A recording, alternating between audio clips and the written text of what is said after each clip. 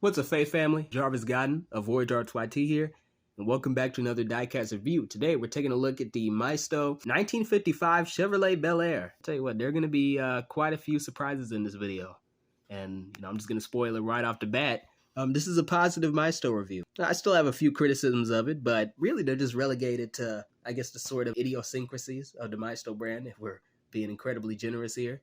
Because overall, this is honestly a pretty well-made car, and based on what I've seen on Google Images and just in car clubs in my community, this is a pretty accurate recreation. The 1955 Chevrolet Bel-Air. So yeah, those are rare words coming out of my mouth. I'm gonna give credit where credit is due to Maisto because they actually did a good job with this car. So first off, let's get the negatives out of the way. My main complaint about this car have to be the weight. As I've said with most Maisto cars, the weight isn't great, and it makes it feel cheap, and that is sort of the case here. But the actual material, when you feel the actual body of the car, it still sort of feels metal. It feels cool to the touch. It doesn't feel like just plastic. It feels like a rich material, and it doesn't exactly feel cheap. The wheels definitely are cheap. The wheels are obviously plastic, but the body is better designed than a lot of other Maisto cars that I've borne witness to. And I will say the windows, I'm not a big fan of the windows. I don't like how they're just completely black. I assumed that was so they wouldn't have to design or surface anything to put inside of the actual car. But yeah, having the windows just tinted completely black, it seems unnatural, and it just seems like a lazy choice because, that shows you didn't want to put the effort into actually modeling the interior of the car. But other than that, the paint job, just the use of colors, black, silver for, I guess, a metal implication, and just orange, it really does fit together well in this car. It really does feel like a car you would have seen in the car's contemporaneous era, and I think they really did a great job of that. The modeling on the front was done really well. The logo sort of looks like a Cadillac logo, I will say. I know that wasn't necessarily a gaffe on behalf of the designers. That's just how all these GM cars looked back in the day. They had really weird badges and shit. But yeah, as you can see, even though the painting on the headlights is sort of coming off, this car isn't even that old.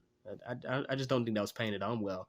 Just the grill on the front and the front bumper, it really does bring it all together. I think they did a great job with just the little things, because this isn't really a hard car to duplicate, but it's an easy one to get wrong, and I think they did a great job with this one. I assume that the GM was particularly scrutinous with this car because this is a classic car. People still love this car. I love the Bel-Airs. These are great vehicles, American icons even. So if Maisto screwed this up, then I'd really have to question their position in the American market. They should still be allowed to compete here because you could have as many great Bel-Airs as you want. It doesn't change the fact they're still putting out shit on a consistent basis. But yeah, moving to my final remarks. In terms of recommending this car, I'm not entirely sure about the original price of this vehicle. I've never bought a Maisto car, like actually in stores, because I'm not a lunatic. But I would say if you can find this for under $5, I think that'd be a pretty decent price.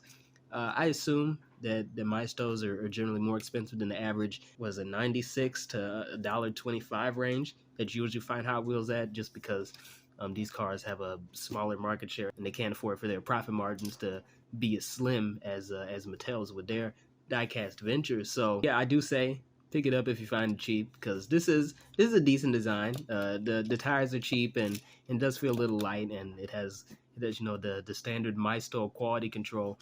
But this is definitely a standout in the company's overall lineup, and I think for once they did a great job with this. So yeah, this is a definite recommend if you can find it under $5. And with that seems like all I have to say on the 1955 Chevrolet Bel-Air, manufactured by Maisto. That'll be it for me. Jarvis Godden out. Have a great night. Go with God.